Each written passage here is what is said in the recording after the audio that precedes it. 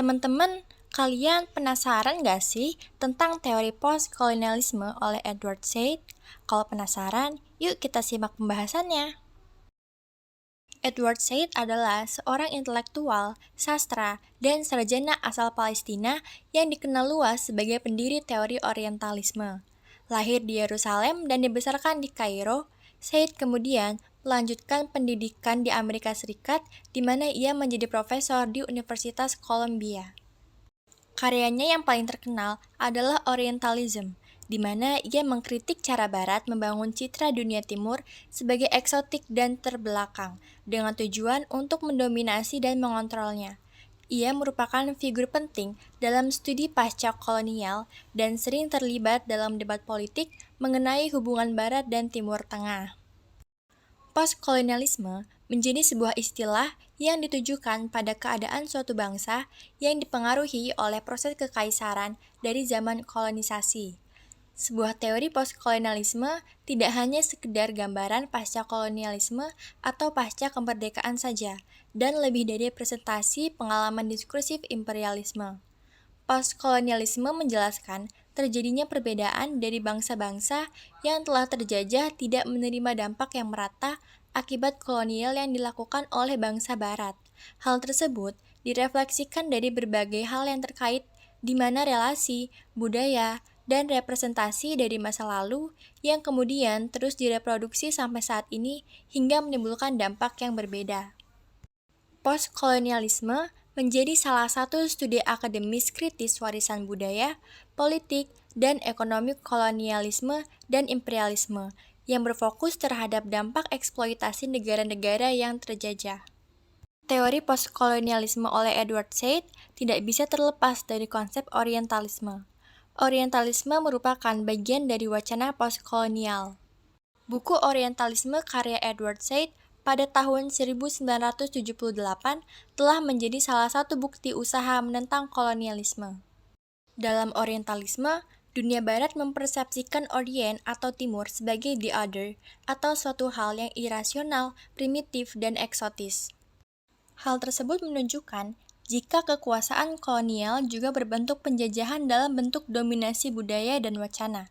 Edward Said mengemukakan beberapa definisi orientalisme, di antaranya yaitu, pertama, orientalisme merupakan pemikiran yang mendasari pembedaan epistemologi dan ontologi antara Barat dan Timur. Edward berpendapat bahwa pembedaannya menekankan supremasi Barat versus inferioritas Timur. Barat terus-menerus membuat representasi tentang Timur melalui sastra, seni, dan penelitian ilmiah dengan bias dan generalisasi, yang membuat representasi tersebut menjadi tidak akurat dan akan tetap menjadi pandangan dominan. Pemikiran Edward tentang orientalisme ini sangat dipengaruhi oleh pemikiran dari Michel Foucault dan teori kritis. Edward mengambil istilah orientalisme yang digunakan di Barat secara netral untuk menggambarkan studi dan penggambaran artistik Timur, mengubahnya menjadi pembagian antara Timur dan Barat.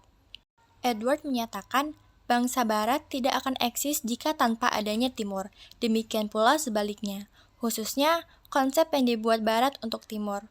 Konsep Timur yang dibuat oleh Barat ini menunjukkan bahwa Barat lebih inferior di atas Timur yang terbelakang.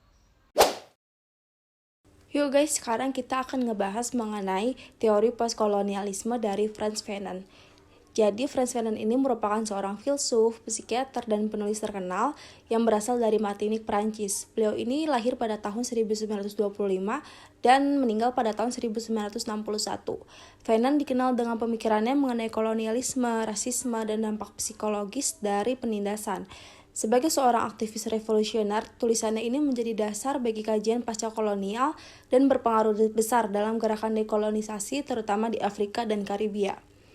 Fanon ini mengenyam pendidikan di Perancis dan saat bekerja sebagai psikiater di Aljazair yang ketika itu dijajah oleh Perancis, Fanon menyaksikan secara langsung dampak mental dan sosial dari kolonialisme. Pengalaman ini mempengaruhi banyak tulisannya, terutama mengenai psikologis kekerasan, identitas rasial, dan perjuangan untuk pembebasan. Karya Fanon ini sangat mempengaruhi para pemikir, aktivis, dan gerakan dekolonisasi di seluruh dunia.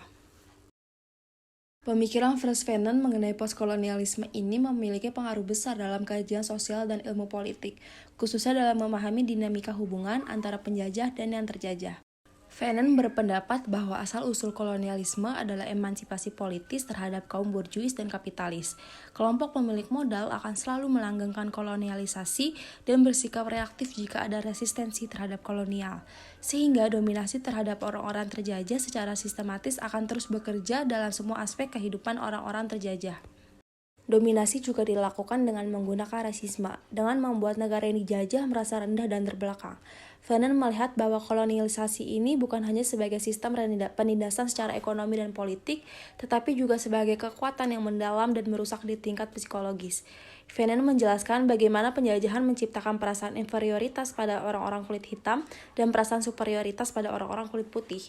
Bagi Fanon, identitas kolonial adalah bentuk aliansi yang menghalangi individu untuk mencapai kedamaian batin dan rasa harga diri yang sejati.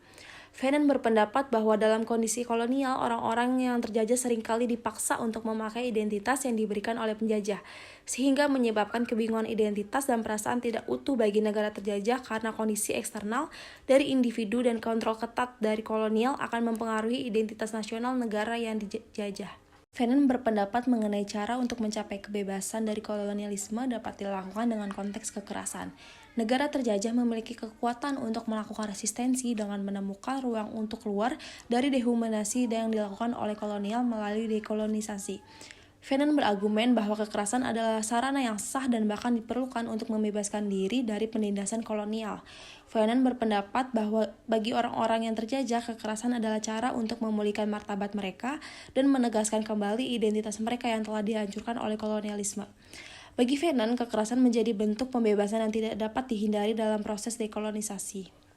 Fanon menyatakan bahwa yang terjajah dapat membebaskan diri mereka sendiri dari kejamnya kolonialisme dengan menciptakan identitas mereka melalui dekolonisasi.